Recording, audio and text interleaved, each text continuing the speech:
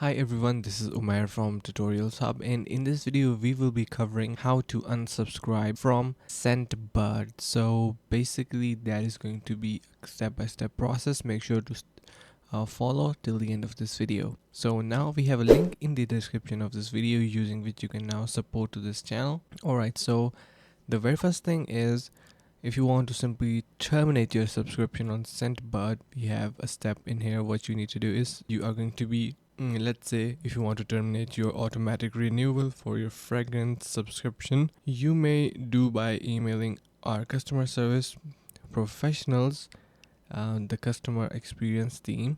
So, and the address for that is support@scentbird.com.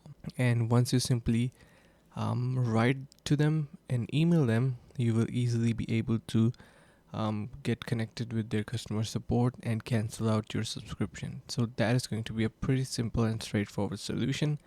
So I hope this helped. Make sure to head over to the link in the description to simply donate to our channel. And yeah, thank you so much for watching, and see you around the next couple of videos.